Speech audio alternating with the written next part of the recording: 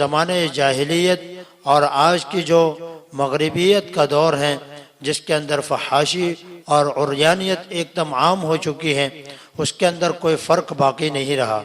بلکہ آج کل کی جو عریانیت اور فحاشیت کا جو سیلاب اور دور دورہ ہے وہ زمانے جاہلیت سے کہیں بڑھ کر ہے، اور بدترین سے بدترین زمانے سے ہم گزر رہے ہیں۔ اسی لیے فقہاء کرام نے بہت سخت ضرورت کے پیش نظر ہی جو ہیں عورت کو باہر نکلنے کی اجازت دی ہے۔ السلام علیکم ورحمۃ اللہ وبرکاتہ۔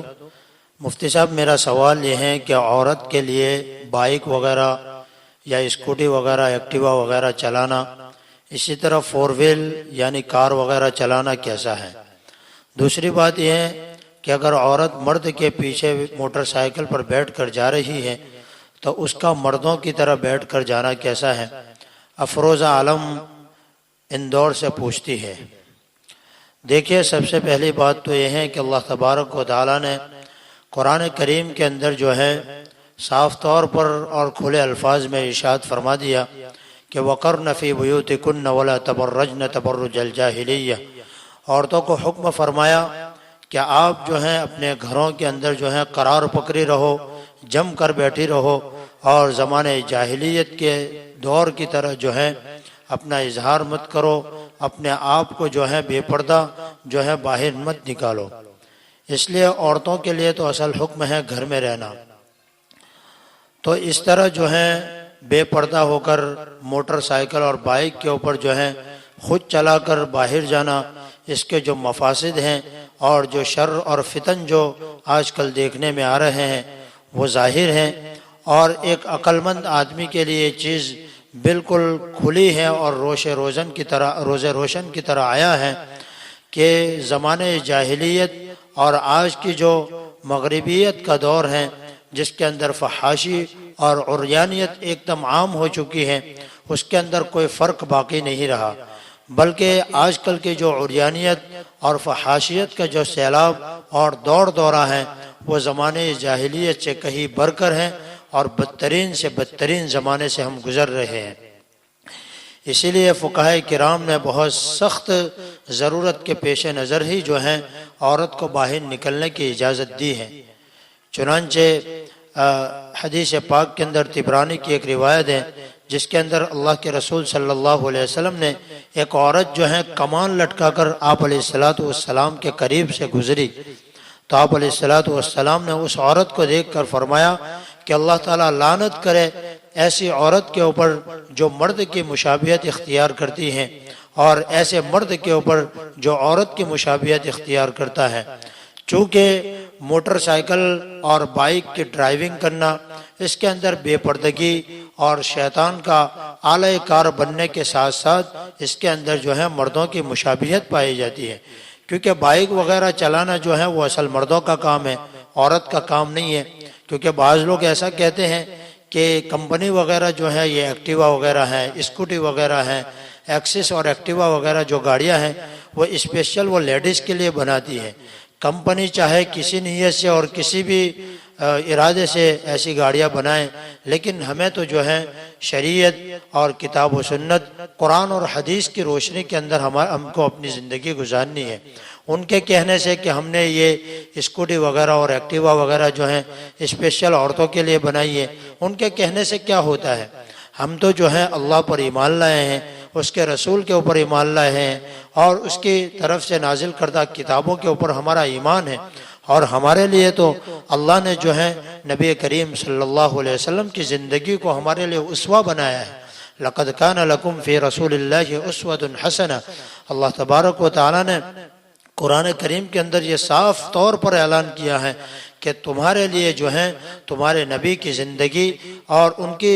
زندگی گزارنے کا جو طریقہ ہے وہ آپ کے لیے بہترین نمونہ اور آئیڈیل ہے۔ تو ہمیں کسی غیر قوم کے پاس اپنی زندگی گزارنے کا طریقہ لینے جانے کی بالکل قطعاً ضرورت نہیں ہے، اور اگر ہم ان کے طریقہ کار کے اوپر ہم اپنی زندگی گزاریں گے اور ان کو ہم اپنا آئیڈیل اور نمونہ بنائیں گے تو پھر انسان کی گمراہی کے لیے پھر کوئی راستہ نہیں بچا ہے کہ ہم اس گمراہی کے اندر جا کر ہم اس کے دلدل کے اندر پھنس جائیں۔ اللہ تبارک و تعالی ہماری حفاظت فرمائے۔ اس لیے بائک اور اسکوٹی وغیرہ اور ایکٹیوا چلانا کے اندر جو ہے وہ مردوں کے ساتھ مشابہت پائی جاتی ہے، اور اللہ کے رسول صلی اللہ علیہ وسلم نے ایسی عورت کے اوپر جو مرد کی مشابہت اختیار کرے اور ایسے مرد کے اوپر جو عورت کی مشابہت اختیار کرے، دونوں کے اوپر اللہ کے رسول صلی اللہ علیہ وسلم نے لعنت برسائی اور لعنت کی ہے۔ اور دوسری بات یہ ہے کہ آج کل جو ہیں انسانی بھیڑیوں کی شکل کے اندر ایسے جرائم پیشہ لوگ راستوں کے اندر اور چوراہوں کے اوپر ہوتے ہیں کہ ہماری ماں بہنوں کی عزت محفوظ نہیں ہے۔ اس لیے اگر کوئی عورت اور کوئی لیڈیز اور کوئی ہماری ماں بہن اگر گاڑی لے کر جاتی ہیں تو بہت بڑا احتمال ہے کہ اس کے اندر جو ہیں جو جرائم پیشہ لوگ ہیں اور ایسے انسانی شکل کے اندر جو بھیڑیے گھومتے رہتے ہیں تو ان کا بھی وہ شکار بن سکتی ہیں۔ اور ہم آئے دن نئے نئے واقعات سنتے ہیں عصمت دری کے کہ ایسے لوگ بچیوں کو اور ہماری نوجوان ماں بہنوں کو اور بیٹیوں کو جو ہے اغوا کر کے لے جاتے ہیں اور ان کے ساتھ عصمت دری کرتے ہیں۔ اللہ تعالی ہماری حفاظت فرمائے۔ تو ہم ایسے جرائم پیشہ لوگوں کے مطلب ہم شکار بھی ہو سکتے ہیں۔ اس لیے ہماری ماں بہنوں سے مؤدبانہ گزارش ہے کہ اللہ کے واسطے ہم اللہ اور اس کے رسول کی لعنت کے مستحق نہ بنیں، اور اسی لیے ہمیں بچنا چاہیے موٹر سائیکل اور بائک وغیرہ چلانے سے۔ اور اسی لیے فقہائے کرام نے جو ہے مردوں کے ساتھ مشابہت ہونے کی وجہ سے عورت کے لیے موٹر سائیکل اور بائک وغیرہ چلانے کو ناجائز لکھا ہے۔ دوسری بات جو انہوں نے پوچھی ہے کہ عورت کا مرد کے پیچھے مردوں کی طرح بیٹھ کر جانا کیسا ہے، یہ ایک حیا اور کلچر کی بات ہے، کیونکہ حدیث پاک کے اندر آتا ہے کہ جب تیرے اندر حیا اور شرم ختم ہو جائے پھر تیرے من کے اندر اور تیرے جی کے اندر جو آئے وہ چاہے کر۔